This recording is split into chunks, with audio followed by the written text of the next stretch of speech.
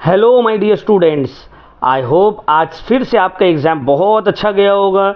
और अब मैं आपको कॉमर्स आईएससी क्लास 12 2024 पेपर का सल्यूशन देने वाला हूँ। ये वीडियो थोड़ा लंबा होने वाला है और इसका रीज़न ये है कि मैं सिर्फ एमसीक्यू का सल्यूशन नहीं दूंगा, इसमें मैं पूरा जितना भी क्वेश्चंस है, जो एम्बिगुअस क्वेश्चंस है स्टार्टिंग से लेके एंड तक, जिसको समझने में हो सकता है डिफ़िकल्टी हो, क्या लिखना था, क्या लिख कर आया, ये सब मैं एक्सप्लेन करूंगा। तो मैं कोशिश करूंगा जितना जल्दी मैं आपको सोल्यूशन दे दूं। वीडियो के एंड तक जुड़े रहिएगा। तो चलिए स्टार्ट करते हैं। Section A, question number 1, part 1 बोला गया, best pest control services has 75 technicians who are experts in pest control and management. The management decides to train these technicians again in order to keep pace with the growing technology changes and improve pest control technique. अब यहाँ पे देखो, एक pest control team है जिसमें 75 technicians है। अब वो लोग ऑलरेडी काम कर रहा है, बट जो ओनर है वो ओनर बोल रहा है ना कि मैं चाहता हूँ कि अपने टीम को और बेटर टेक्निक सिखाओ। तो यहाँ पे कौन सा ट्रेनिंग का बात हो रहा है? यहाँ पे बात हो रहा है रिफ्रेशर ट्रेनिंग का। तो 1 का C is the right answer, refresher training. Number 2, a debenture issued by the company by creating a fixed और floating charge on the company's asset is known as mortgage debenture. तो 2 का B is the correct answer. अब आते हैं question number 3 में। इसमें with reference to the credit card which one of the following statement is incorrect? इसमें से option C is the incorrect. The bank holder has to deposit some money in advance with the issuer bank. ये सही answer है, मतलब incorrect है। तो number C को टिक किए जो उनका राइट गया है।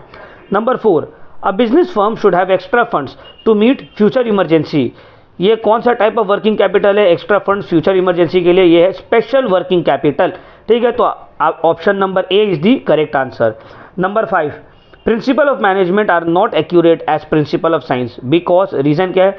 इसका आंसर है option number B, they deal with human behaviour which is unpredictable. तो साइंस के तरह मैनेजमेंट का जो प्रिंसिपल है वो एकदम एक्यूरेट नहीं है। क्यों? बिकॉज मैनेजमेंट जो है वो ह्यूमन बीइंग के साथ डील करता है और ह्यूमन बिहेवियर जो है अनप्रेडिक्टेबल रहता है। तो इसका है करेक्ट आंसर 5 का बी। नंबर 6 का जो करेक्ट आंसर है वो है ऑप्शन नंबर सी। मैं क्वेश्चन पढ़ देता हूँ। 6 का करेक्ट आंसर ऑप्शन सी। ठीक है, an awareness of business environment enables an enterprise to take advantage early opportunity instead of losing them to competitors. तो यहाँ पे किसका बात हुआ? यहाँ पे बात हो रहा है फर्स्ट मूवर एडवांटेज का। ठीक है, बिजनेस एनवायरनमेंट में ये वाला क्वेश्चन है। अब बोला ट्रू एंड फॉल्स बतानी। तो नंबर 7 का जो ए है, recession is an inherent constraint, ये है false. Number B, because of as a function of management warehousing creates time utility, इसका आंसर है true. Warehousing creates time utility, true है। Directing initiates action in an organization, true. Customer orientation is a modern approach to marketing, true. तो A का false, बाकी तीनों true is the right answer. अब हम लोग आते हैं नंबर 8। असर्शन है services can not be standardise, और रीजन दिया है services are homogeneous in nature. अब देखो, असर्शन तो ट्रू है कि हाँ सर्विसेज को स्टैंडर्डाइज नहीं किया जा सकता है, लेकिन इसका रीजन जो दिया गया है वो फॉल्स है। तो करेक्ट आंसर होगा 8 का सी, assertion is true but reason is false। assertion true है but reason false है, ऑप्शन नंबर सी। अब आते हैं नंबर 9। नंबर 9 में बोला dash organisation are formed spontaneously as a result of social interactions among employ in an organisation. इसका correct answer है informal organisation. ठीक है। Number 10, management as a dash refers to a systemised branch of knowledge and a separate field of study. इसका answer होगा discipline, management as a discipline. Yes, science art कुछ नहीं होगा, management as a discipline. अगर किसी को doubt हो रहा है ये आंसर पे तो बुक खोलो, मैनेजमेंट वाला चैप्टर, उसमें देख लो, वहाँ पे लिखा हुआ है management as a discipline. Organisation number 11। Number 10 का हो गया management as a discipline. Number 11, organization and development of financial market has created a surge in primary and secondary capital market. Which dimension of macro environment is referred to in the statement? कौन सा dimension macro environment का बात हो रहा है? तो बाबू यहाँ पे बात हो रहा है इकोनॉमिक इन्वायरमेंट का। इकोनॉमिक इन्वायरमेंट में ही कैपिटल मार्केट एंड ऑल आता है। ठीक है, चलो अब आते हैं number 12। Miss Anamika visited a reputed dealer of electronic goods to buy a Bluetooth headset. Salesman at the shop force her to buy a particular brand of headset. तो इसमें यहाँ पे बोला गया है कि मिस अनामिका जो है एक दुकान जाती है रेप्यूटेड शॉप इलेक्ट्रॉनिक ब्लूटूथ खरीदने के लिए, और सेल्समैन जो है फोर्सफुली उनको कोई और प्रोडक्ट मतलब कोई प्रोडक्ट थमा देता है, कोई पर्टिकुलर ब्रांड का पकड़ा देता है। तो यहाँ पे बोला गया which consumer right of Anamika was violated. तो ये कंज्यूमर प्रोटेक्शन में है। कौन सा कंज्यूमर राइट वायलेट हुआ है? तो भाई यहाँ पे मिस अनामिका का राइट टू चूज वायलेट हो गया। कौन सा राइट? Right to choose. चलो अब आते हैं number 13। Which barriers to communication arises when the sender and the receiver interpret a message differently। देखो सेंडर कुछ और समझ के भेजा है, ठीक है ना, लेकिन जो रिसीवर है वो उस मैसेज के बारे में कुछ और समझ लिया है। तो यहाँ पे बोला गया, यहाँ पे जो दोनों अलग अलग चीज़ समझ लिया है, सेंडर कुछ और समझ के भेजा है लेकिन रिसीवर जो है उसको कुछ और समझ लिया है। तो यहाँ पे बैरियर्स टू कम्युनिकेशन का बात आ गया। तो यहाँ पे बोला गया ना कि बाबू कौन सा बैरियर का बात हो रहा है यहाँ पे, कि भेजे कुछ और समझ लिए कुछ और। यहाँ पे बात हो रहा है सिमेंटिक और लैंग्वेज बैरियर का, ठीक है ना। फिर से बता रहे, which barrier to communication arises when the sender and receiver interpret a message differently। हम भेजे कुछ और, लिखकर वो समझ गए कुछ और, तो क्यों इंटरप्रेट अलग अलग हो गया? इसका रीज़न है सिमेंटिक और लैंग्वेज बैरियर्स, ठीक है ना। चलो अब ये हो गया पूरा हम लोगों का कंप्लीट एमसीक्यू या वन वर्ड वाला जो था, ठीक है ना। अब हम लोग आते हैं नेक्स्ट। अच्छा, ये जो पॉइंट है नंबर 3, इसमें मुझे ऐसा लगता है सिमेंटिक और लैंग्वेज बैरियर ही होना चाहिए, बट अगर बहुत कोई टीचर्स लोग ये बोल रहे हैं कि सर पर्सनल और साइकोलॉजिकल बैरियर्स भी हो सकता है, तो ये दोनों में थोड़ा कन्फ्यूजन है। हो सकता है दोनों ही करेक्ट हो या हो सकता है दोनों में से कोई एक करेक्ट हो। तो सिमेंटिक और लैंग्वेज बैरियर या फिर पर्सनल और साइकोलॉजिकल बैरियर्स, तो ये मैं 50-50 में रखता हूँ, ठीक है। तो चलिए अब हम लोग आगे आते हैं सेक्शन बी में। तो सेक्शन बी का क्वेश्चन नंबर 1 और 2 ये सब तो सिंपल है, आप लोग सॉल्व कर सकते हैं। क्वेश्चन नंबर 3 में आइए, बोला है JSW co purchase goods on credit from SDW co and paid the amount after 2 months। Name the short term source of finance use by the buyer and state 3 features of this source. तो यहाँ पे देखो, एक company, एक trader है जो सामान उधारी में लेकर आ जाता है दूसरे ट्रेडर से और 2 महीने के बाद पैसा देता है। तो ये short term source of finance हो गया है। तो कौन सा short term source of finance यहाँ पे यूज़ किया गया है? नाम बोलो और उसका फीचर बोलो। तो मैं नाम बोल दे रहा हूँ, फीचर तो आप लोग बुक से देख ही लिए होंगे। इसका नाम है ट्रेड क्रेडिट। कौन सा शॉर्ट टर्म फाइनेंस यहाँ पे यूज़ हुआ? Trade credit. बस आपको ट्रेड क्रेडिट नाम लिख के उसका 2-3 फीचर्स लिख देने हैं। ये आया है तुम्हारा वो जो चैप्टर है, chapter number 3 sources of finance for a joint stock company, वहाँ से ये आया है। चलो क्वेश्चन नंबर 4 यहाँ पे बोला है the capital structure of XYZ limited is highly geared. Explain 4 factors that were considered by its finance manager by formulating such a capital structure for the company. यहाँ पे आपको बोला गया in short factors affecting the capital structure of the company का 4 point को explain करो। What are the factors that affect the capital structure of the company, बस उसका 4 पॉइंट को आपको एक्सप्लेन करना है, ठीक है। थर्ड वाला क्वेश्चन नंबर 3 में क्या था? ट्रेड क्रेडिट का नाम लिखना था कि ये ट्रेड क्रेडिट है और उसका फीचर्स बताना है। अब आते हैं क्वेश्चन नंबर 5, बोला है from the statement given below identify and briefly explain each principal of management by Henry fuel. ये कौन सा प्रिंसिपल है मैनेजमेंट के हेनरी फ्यूल का, उसको आपको लिखना है और एक्सप्लेन करना है। तो पहला है a place for everything and everything in its place. तो ये कौन सा प्रिंसिपल यूज हुआ है? कमेंट्स में बताइए। यस, ये जो प्रिंसिपल के बारे में बात किया जा रहा है वो प्रिंसिपल का नाम है ऑर्डर, ठीक है, हेनरी फ्यूल का। नंबर 2 में बोला absence of nepotism and favouritism. ये कौन सा प्रिंसिपल के बारे में बात कर रहे हैं हेनरी फ्यूल का? ये है इक्विटी। तो नंबर 1 है ऑर्डर और नंबर 2 है इक्विटी। चलिए बात है क्वेश्चन नंबर 6।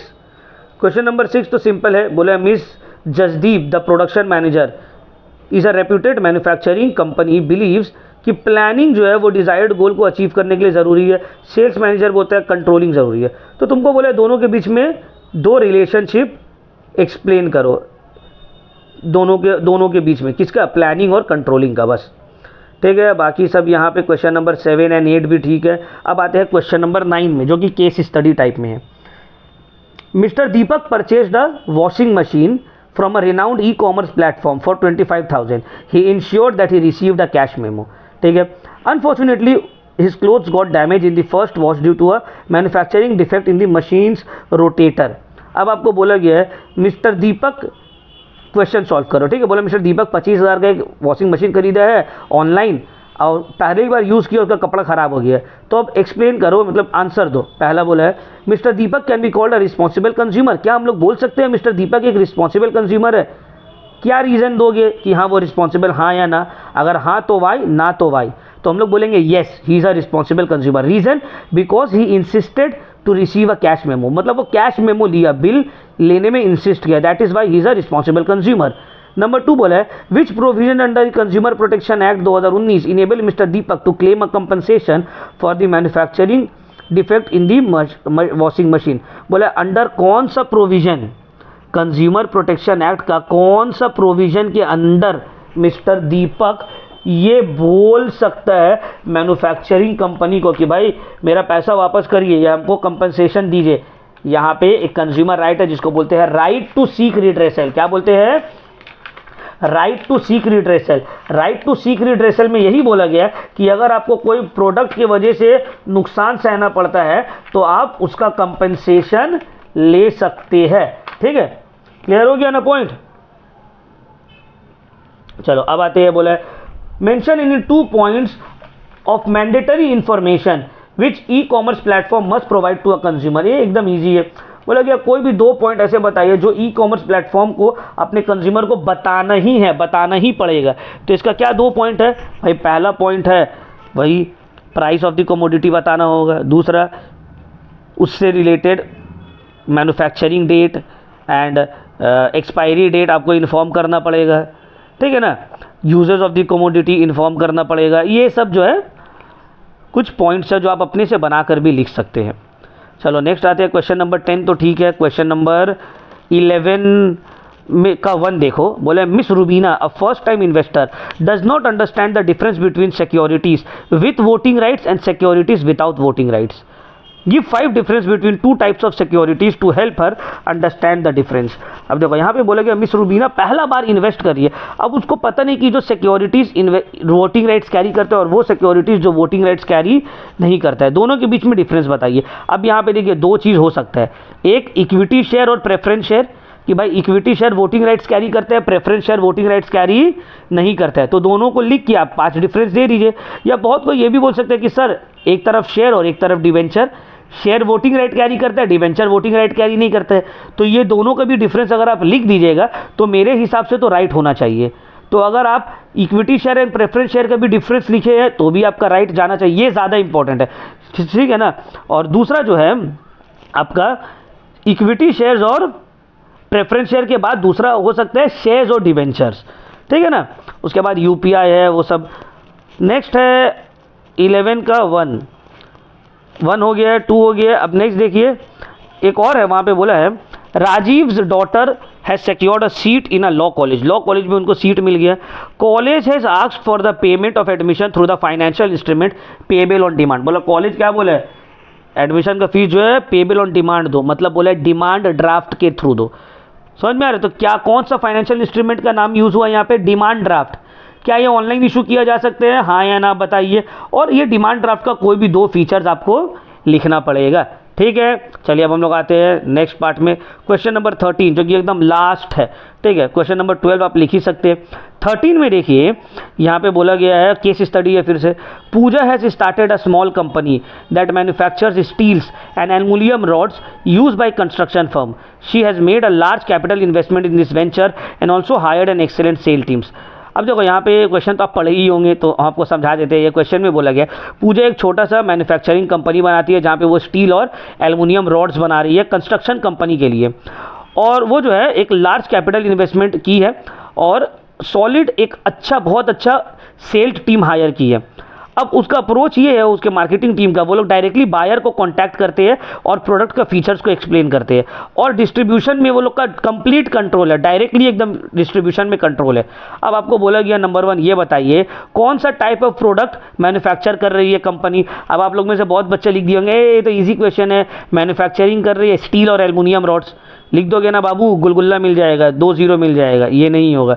कौन सा टाइप ऑफ प्रोडक्ट मतलब कंज्यूमर प्रोडक्ट है या इंडस्ट्रियल प्रोडक्ट है ये लिखना था। तो ये जो टाइप ऑफ प्रोडक्ट बना रही है पूजा, ये है इंडस्ट्रियल प्रोडक्ट। समझ में आ रहा है बात? कंज्यूमर प्रोडक्ट नहीं है, इंडस्ट्रियल प्रोडक्ट है। अब इंडस्ट्रियल प्रोडक्ट और कंज्यूमर प्रोडक्ट के बीच का क्या डिफरेंस है, ये जानने का वक्त आपका चला गया है। ठीक है, तो अब उसको छोड़ दीजिए, क्योंकि पूरा साल अगर आप पढ़े होंगे तो आपको पता होगा, नहीं पढ़े होंगे तो अब जानकर कोई फ़ायदा नहीं है। ठीक है ना? तो चलिए अब हम लोग आते हैं नंबर 2 में। बोला गया है briefly explain any 2 features of the product specified in number 1। मतलब ये जो आप बोले ना इंडस्ट्रियल प्रोडक्ट, अब इंडस्ट्रियल प्रोडक्ट का कोई भी 2 फीचर्स को एक्सप्लेन कर दीजिए। नंबर 3 में बोला है state the channel of distribution use by the company in the above case. कौन सा चैनल ऑफ डिस्ट्रीब्यूशन यूज कर रहा है कंपनी? इसको बोलते हैं डायरेक्ट चैनल या जीरो लेवल चैनल, जो मैन्युफैक्चरर डायरेक्टली कंज्यूमर को दे रहा है प्रोडक्ट। तो कौन सा चैनल? डायरेक्ट चैनल या zero level channel in which direct manufacturer और producer directly sells to the consumer. और last point number 4, identify and briefly discuss any 3 objective of element of promotion mix used by the sales team in the above case। तो अब sales team कौन सा element of promotion use कर रहा है? देखो directly consumer को contact कर रहा है, तो यहाँ पे हम लोग बोल सकते हैं कि पर्सनल सेलिंग यूज हो, पर्सनल सेलिंग का टेक्निक यूज किया जा रहा है। अब आपको पर्सनल सेलिंग का 3 ऑब्जेक्टिव को एक्सप्लेन करना है। ठीक है ना? तो ये मैंने आप लोगों को पूरा का पूरा एक्सप्लेन कर दिया है भाई। आंसर थोड़ा स्पीड में किया है, क्योंकि ताकि आप लोग जल्दी से मिलाकर अपना इकोनॉमिक्स के लिए पढ़ने बैठ जाइए। तो आई होप आप लोग का एग्ज़ाम अच्छा ही गया होगा। आप लोग सब अपना आंसर मैच कर लीजिए। ये आंसर जो है मैंने अपना बेस्ट ऑफ द नॉलेज से दिया है और ये सही है। अगर आप लोगों को इसमें कुछ गलत लगता है तो आप कमेंट सेक्शन में बता सकते हैं, I will correct it. I hope कि आप लोगों को ये वीडियो पसंद आया होगा। तो please my dear friends, channel को सब्सक्राइब कर दीजिए और अपने फ्रेंड्स लोगों को भी बोलिए चैनल को सब्सक्राइब करें और वीडियो को लाइक करें और ज़्यादा से ज़्यादा शेयर करें। और अब आप अगर यहाँ तक आई गए हैं तो आप लोगों को मैं बोल देता हूँ कि एग्ज़ाम से पहले, इको एग्ज़ाम से पहले मैं जितना हो सकूँगा पूरा का पूरा सिलेबस आप लोगों को रिवाइज़ करवाने का कोशिश करूँगा। तो थैंक यू वेरी मच।